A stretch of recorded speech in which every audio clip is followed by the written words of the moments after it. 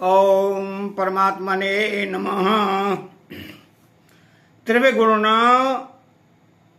मयैर्भा वैरेभे सर्वमिदं जगत मोहितं नाभिजानाति मामेभ्यः परम व्ययम्। अर्थात त्रिविर्गुण मयैर्भा वैरेभे परम व्ययम। सत्व, रज और तम तीनों गुणों की वृत्तियां उत्पन्न और लीन होती रहती हैं।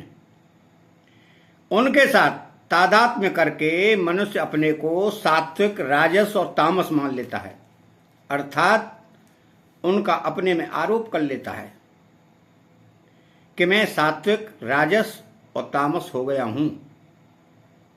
इस प्रकार तीनों गुणों से मोहित मनुष्य ऐसा मान ही नहीं सकता कि मैं परमात्मा अंश हूं। वह अपने अंशी परमात्मा की तरफ न देखकर उत्पन्न और नष्ट होने वाली वृत्तियों के साथ अपना संबंध मान लेता है। यही उसका मोहित होना है। इस प्रकार मोहित होने के कारण वह मेरा परमात्मा के साथ नित्य संबंध है, इसको समझ ही नहीं सकता। यह जगत शब्द जीवात्मा का वाचक है। निरंतर परिवर्तनशील शरीर के साथ तादात्म्य होने के कारण ही यह जीव जगत नाम से कहा जाता है। तात्पर्य है कि शरीर के जन्म में अपना जन्मना, शरीर के मरने में अपना मरना, और शरीर के बीमार होने में अपना बीमार होना, और शरीर के स्वस्थ होने में अपना स्वस्थ होना मान लेता है। इसी से यह जगत नाम से कहा जाता है। जब तक यह शरीर के साथ अपना तादात्म्य मानेगा तब तक यह जगत ही रहेगा, अर्थात जन्मता मरता ही रहेगा, कहीं भी स्थायी नहीं रहेगा। गुणों की भगवान के सिवाय अलग सत्ता मानने से ही प्राणी मोहित होते हैं। अगर वे गुणों को भगवत स्वरूप माने तो कभी मोहित हो ही नहीं सकते। तीनों गुणों का कार्य जो शरीर है, उस शरीर को चाहे अपना मान ले, चाहे अपने को शरीर मान ले, दोनों ही मान्यताओं से मोह पैदा होता है। शरीर को अपना मानना ममता हुई, तो अपने को शरीर मानना अहंता हुई। शरीर के साथ अहंता ममता करना ही मोहित होना है।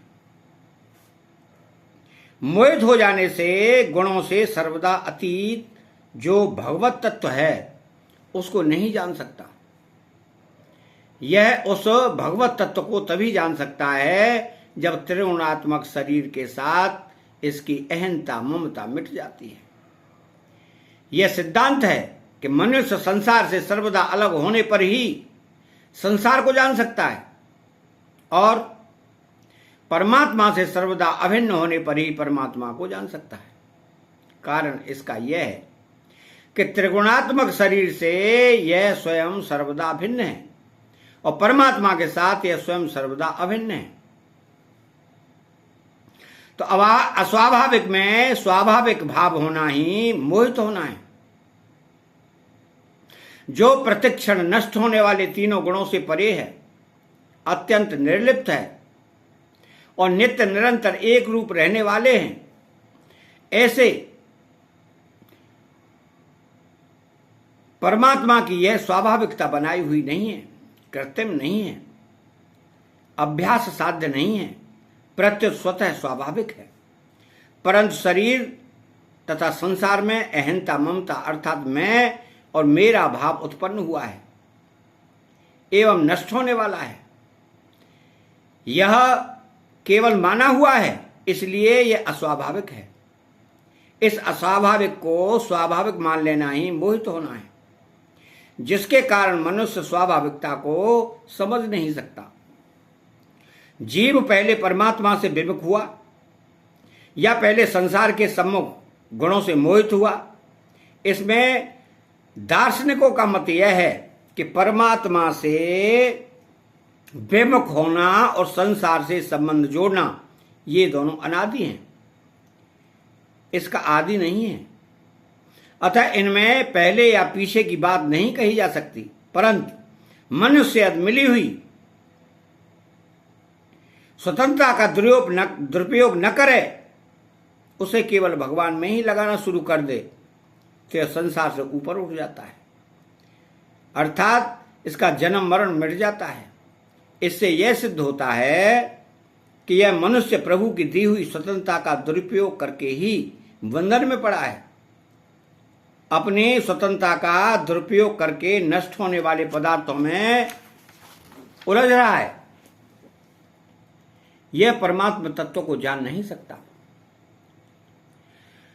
परम व्ययम पद से भगवान कहते हैं कि मैं इन गुणों से पर हूं, अर्थात इन गुणों से सर्वदा रहित, असंबंध, निर्लिप्त हूं। मैं न कभी किसी गुण से बंधा हुआ हूं, न गुणों के परिवर्तन से। मेरे में कोई परिवर्तन ही नहीं होता। ऐसे मेरे स्वाभाविक वास्तविक रूप को गुणों से मोहित प्राणी नहीं जान सकते। अतः चैनल को सब्सक्राइब करें, बेल आइकन घंटी को दबाएं और कमेंट बॉक्स में जय श्री कृष्णा लिखें। बोलो जय श्री कृष्णा।